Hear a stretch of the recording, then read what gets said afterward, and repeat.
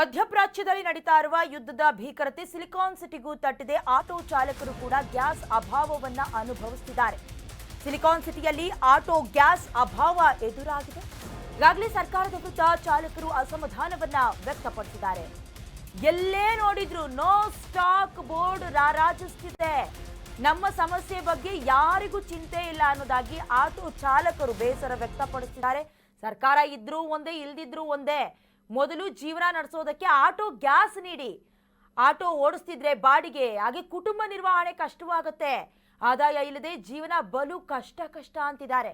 ಇನ್ನು Karnataka news beet ಮುಂದೆ auto ಚಾಲಕರು ತಮ್ಮ ಅಸಮಾಧಾನವನ್ನ ಅಳಲನ್ನ ತೋಡ್ಕೊಂಡಿದ್ದಾರೆ. ನಾವು ಸಿಂಗಾಪುರ ಲೇಔಟಿಂದ ಬಂದಿದ್ದೀನಿ. ಬೆಳಿಗ್ಗೆ 4 ಗಂಟೆಗೆ ಬಂದಿರೋದು. ನಾನು ಒಬ್ಬನೇ ದುಡಿಬೇಕು. ಈಗ ನಾನು ಒಬ್ಬನೇ ದುಡಿಬೇಕಾಗಿರೋದು. ಜೀವನಕ್ಕೇನಿದೆ, ಈಗ ಮನೇಲಿ ಇರ್ತಾರೆ.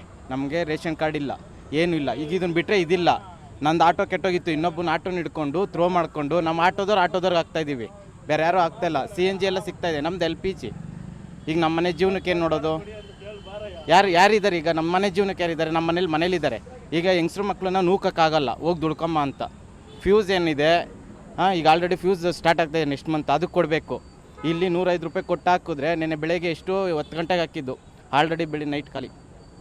ಇಲ್ಲಿ ಬಂದೇವು, ಬಂಕ್ ಕ್ಲೋಸು. ಈಗ ಇಲ್ಲಿಲ್ಲ ಅಂತಿದ್ರೆ ಇನ್ನೊಬ್ಬನ ಆಟೋ ಕಾಲು ಕೈ ಹಿಡಿದು ಮತ್ತೆ ಅಲ್ಲಿ ಹೊಡಿಬೇಕು. ಅಲ್ಲಿಲ್ಲ ಅಂದರೆ ರಾಜಾಜಿನಗರ ಹೊಡಿಬೇಕು. ಅಲ್ಲೂ ಇಲ್ಲ ಅಂದರೆ ಮತ್ತೆ ಹೊಡಿತಾ ಇರಬೇಕು.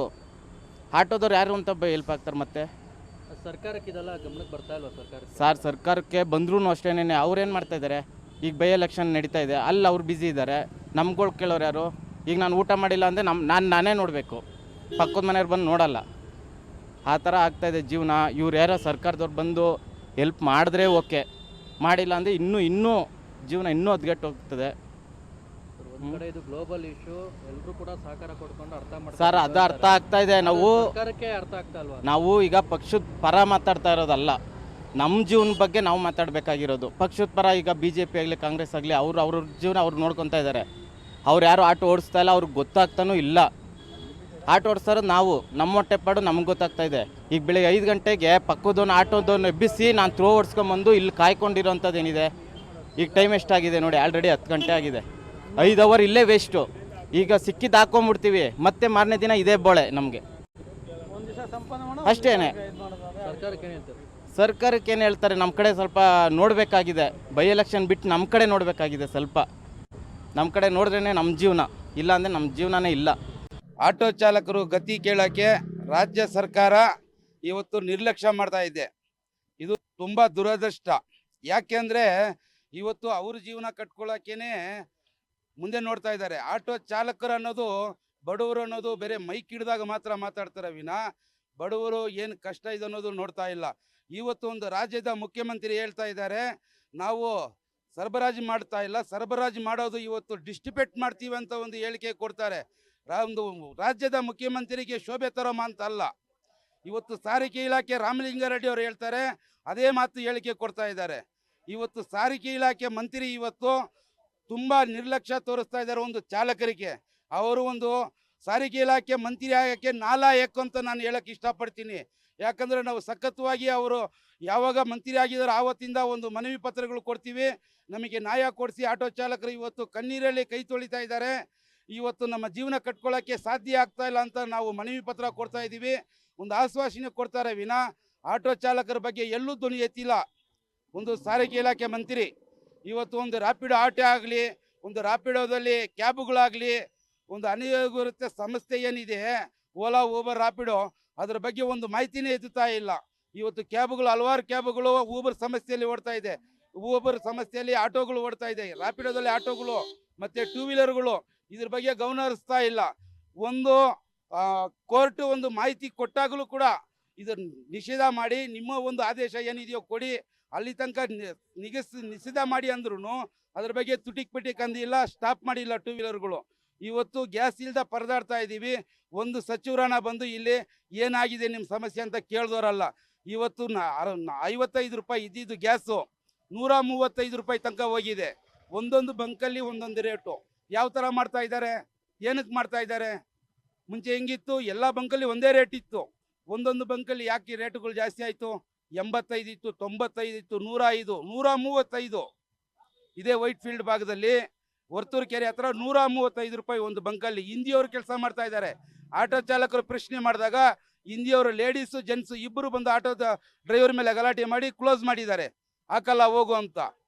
ಇವತ್ತು 400 ರೂಪಾಯಿಗೆ ಹಾಕೋ ಜಾಗನ ಅಷ್ಟೇ ಸರ್, ಒಂದು 200 ರೂಪಾಯಿಗೆ ಸೇರಿಸಿ ಹಾಕಿ ಸರ್. 3 ಅವರ್ ಲೈನಲ್ಲಿ ಬರ್ತಾ ಇದ್ದೀವಿ ಅಂದರೆ ಇಷ್ಟ ಇದ್ರೆ ಹಾಕೋ, ಇಲ್ಲಾಂದ್ರೆ ಹೋಗೋ ಅಂತ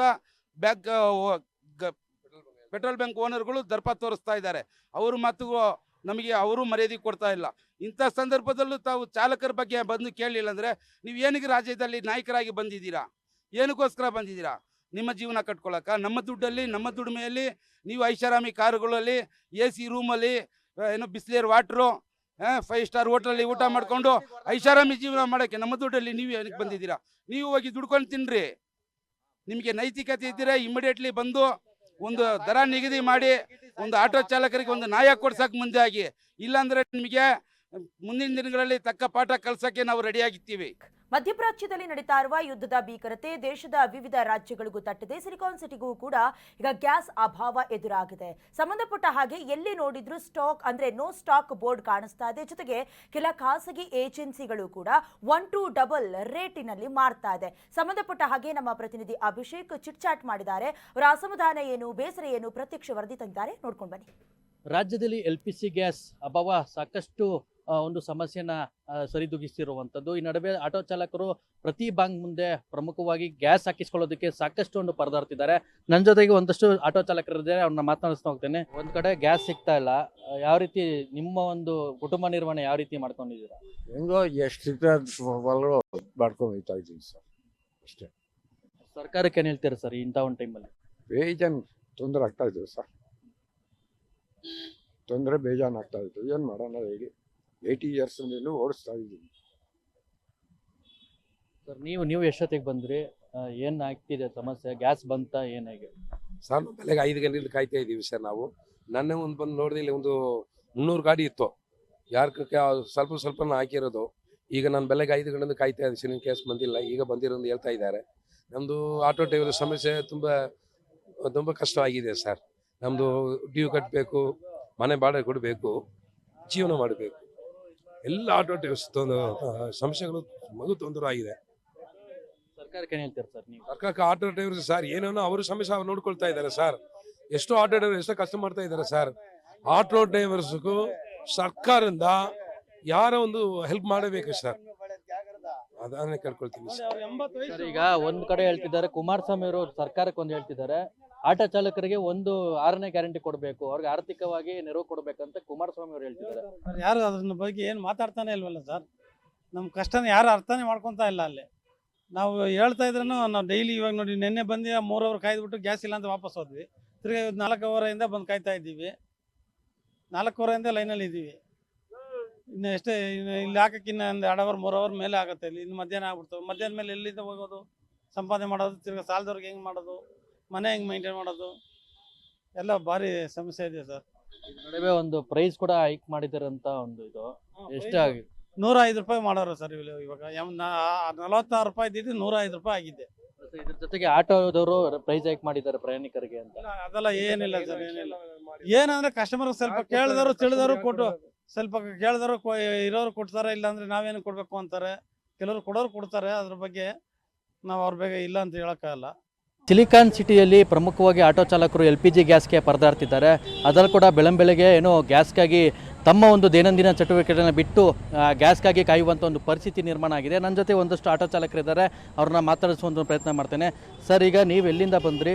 ಎಷ್ಟು ಗಂಟೆಯಿಂದ ಗ್ಯಾಸ್ಗಾಗಿ ಕಾಯ್ತಾ ಇದ್ದೀರಾ? ನಾನು 4:15 ಪೀಣ್ಯ ದಾಸರಳ್ಳಿಯಿಂದ ಬಂದು ಇದು ಮಾಗಡಿ ರೋಡ್ ಟೋಲ್ಗೇಟು, ಅದು ಬಿಟ್ಟರೆ ರಾಜ್ಕುಮಾರ್ ರೋಡು, ಅದು ಬಿಟ್ಟರೆ ರಾಜೇಂದ್ರ ಫಸ್ಟ್ ಬ್ಲಾಕು, ಅದು ಬಿಟ್ಟರೆ ಶೇಷಾದ್ರಿಪುರಮು, ಅದು ಬಿಟ್ಟರೆ ಇಲ್ಲಿ ರಾಮಯ್ಯ ಇದ್ರ ಹತ್ರ ಅಲ್ಲೆಲ್ಲ ಹುಡಿಕೊಂಬಂದು ಇಲ್ಲಿಗೆ ಗ್ಯಾಸ್ ಬರುತ್ತೆ ಅಂತ ಅಂದಿದ್ದಕ್ಕೆ ಬಂದಿದ್ದೀನಿ ಸರ್. ನಾನು ದಯವಿಟ್ಟು ನಮ್ಮ ಸರ್ಕಾರದವರೇ ಆಗಲಿ, BJPಯವರೇ ಆಗಲಿ, ಕಾಂಗ್ರೆಸ್ದವರೇ ಆಗಲಿ, ಯಾವುದೇ ಪಕ್ಷ ಇರಲಿ, ಸೆಂಟ್ರಲ್ ಗೌರ್ಮೆಂಟೇ ಆಗಲಿ, ದಯವಿಟ್ಟು ಆಟೋದವ್ರಿಗೆ ಸ್ವಲ್ಪ ಹೆಲ್ಪ್ ಮಾಡಬೇಕು.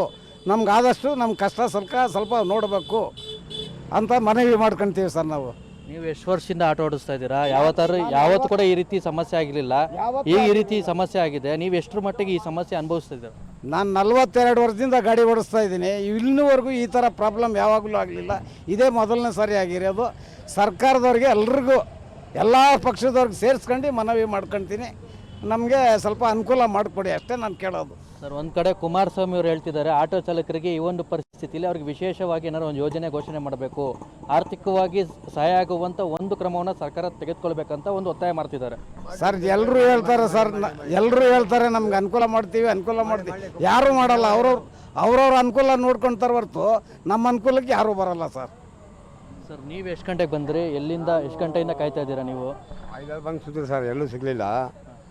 ನಮ್ಮದು ಲಗ್ಗೆರೆ ಗಾಡಿ ನಿಲ್ಲಿಸಿ 3 ದಿನ ಯಾರು ಹೇಳಿದ್ದಕ್ಕೆ ಇವಾಗ ಕಳ್ಕೊಂಬಂದಿದ್ದೀನಿ. ಅಂದರೆ ನೀವು ತುಂಬ ಗ್ಯಾಸ್ ತುಂಬ ಎಲ್ಲೂ ಡಿಮ್ಯಾಂಡ್ ಎಲ್ಲೂ ಸಿಗ್ತಾ ಇಲ್ಲ ನೀವು ನೋಡಿರುವಂಥ ಏರಿಯಾಗಳಲ್ಲಿ? ಎಲ್ಲೂ ಇಲ್ಲ, ಅದಕ್ಕೆ ನಾನು ಗಾಡಿ ಕಳ್ಕೊಂಬಂದಿದ್ದೀನಿ ಇಷ್ಟು 2 ವೀಲರಲ್ಲಿ. ಎಲ್ಲಿಂದ ತಳ್ಕೊಂಬಂದ್ರಿ? ಲಗ್ಗೆರೆ. ಈಗ ಇಲ್ಲಿ ಗ್ಯಾಸ್ ಇದೆಯಾ? ಈಗ 11 ಗಂಟೆಗೆ ಬರ್ತೀನಿ ನಾನು, ದಯವಿಟ್ಟಿಗೆ ಬಂದುಬಿಡ್ತು ಅನ್ಲೋಡ್ ಮಾಡ್ತಾವ್ರೆ, ಹಾಸ್ಕೊಂಡು ಹೋಗ್ಬೇಕು. ಸರ್ಕಾರಕ್ಕೆ ಈ ಟೈಮಲ್ಲಿ ಏನು ಹೇಳ್ತೀರಾ ಸರ್? ಯಾಕಂದರೆ ಒಂದು ಕಡೆ ಸರ್ಕಾರ ಬೈ ಎಲೆಕ್ಷನಲ್ಲಿ ಎಲ್ಲರೂ ಸಚಿವರು ಶಾಸಕರು ಬಿಜಿ ಆಗಿದ್ದಾರೆ, ಇಲ್ಲಿ ತಾವು ಪರದಾಡ್ತಿದ್ದೀರಾ ಗ್ಯಾಸ್ಗಾಗಿ. ಅವ್ರು ಅಲ್ಲಿ ಪರದಾಡ್ತಾರೋ ನಾವು ಇಲ್ಲಿ ಪರದಾಡ್ತಾ ಇದ್ದೀವಿ. ಗ್ಯಾಸ್ ಬೇಡ್ತಾ ಇದ್ದೀವಿ. ಹಾಂ, ಅವ್ರಿಗೆ ಏನು ಸೀಟ್ ಏನು ಕಮ್ಮಿ ಇಲ್ಲ, ಏನಿಲ್ಲ. ಏನಕ್ಕೆ ಬೇಕಾಗಿತ್ತು? ಅದು 136 ಸೀಟ್ ರನ್ನಿಂಗ್ ಇದೆ. ಆ 2 ಸೀಟ್ ಗೆಲ್ಲಕ್ಕೆ ಏನಕ್ಕೆ ಹೋಗ್ಬೇಕಾಗಿತ್ತು? ಏನು ಉಪಯೋಗ ಇದೆ ಇದರಿಂದ? ಏನು ಉಪಯೋಗ ಇದೆ ಹೇಳಿ? 136 ಸೀಟ್ ರನ್ನಿಂಗ್ ಇದೆಯಲ್ಲ, ಇನ್ನೂ ಜಾಸ್ತಿನೇ ಇದೆ. ಇನ್ನೇನಕ್ಕೆ ಬೇಕು ಅವ್ರಿಗೆ ಸೀಟು? ಮಾಡಿಲ್ವಾ? ತಮಿಳ್ನಾಡಲ್ಲಿ ಗಂಡಸರು 2 ವೀಲರ್ ಪಿಕಪ್ ಮಾಡ್ಕೊಂಡು ಹೋಯ್ತವ್ರೆ. ನಾವೇನು ಸಹಾಯಣ? ನಾವು ಪಾಸಿಂಗ್ ಮಾಡಿಸ್ತೀರಿ, ಪರ್ಮಿಟ್ ಕಟ್ತೀರಿ, ಮೀಟ್ರ್ ಪಾಸಿಂಗ್ ಮಾಡ್ತೀರಿ, ಎಮೋಷನ್ ಕಟ್ತೀರಿ, ಟ್ಯಾಕ್ಸ್ ಕಟ್ತೀರಿ. ನನ್ನ ಮಕ್ಕಳು ಏನು ಇಲ್ಲ ಸಂಪಾದನೆ ಮಾಡ್ತಾವ್ರೆ. ಪ್ರಮುಖವಾಗಿ ಇದು ಏನು ಆಟೋ ಚಾಲಕರ ಒಂದು ಮಾತಾಗಿತ್ತು. ಕೇಂದ್ರ ಸರ್ಕಾರ ಆಗಲಿ ಅಥವಾ ರಾಜ್ಯ ಸರ್ಕಾರ ಆಗಲಿ ಆಟೋ ಚಾಲಕರ ಒಂದು ಸಮಸ್ಯೆಗೆ ಧಾವಿಸಿ ಬರಬೇಕಾಗಿರೋದು ಅವರ ಕರ್ತವ್ಯ. ಇಂಥ ಒಂದು ಸಂದರ್ಭದಲ್ಲಿ ಅವರು ರಾಜಕೀಯ ಮಾಡ್ತಿರುವಂಥದ್ದು, ರಾಜನಾಯಕರು ಹೋಗಿ ಬೈ ಎಲೆಕ್ಷನ್ ಕೂತಿರುವಂಥದ್ದು, ಕೇಂದ್ರ ಸರ್ಕಾರ ರಾಜ್ಯ ಸರ್ಕಾರ ಮೇಲೆ ಆರೋಪ ಮಾಡ್ತಿರುವಂಥದ್ದು ಎಷ್ಟರ ಮಟ್ಟಿಗೆ ಸರಿ ಅನ್ನುವಂಥ ಒಂದು ಪ್ರಶ್ನೆಯನ್ನು ಆಟೋ ಚಾಲಕರು ಮಾಡ್ತಿರುವಂಥದ್ದು. ಕ್ಯಾಮರಾ ಪರ್ಸನ್ ಲಕ್ಷ್ಮೀಕಾಂತ್ ಜೊತೆ Abhishek, Kannada news beat, Bengaluru. Karnataka news beat follow ಮಾಡಿ, ಸಬ್ಸ್ಕ್ರೈಬ್ ಮಾಡಿ.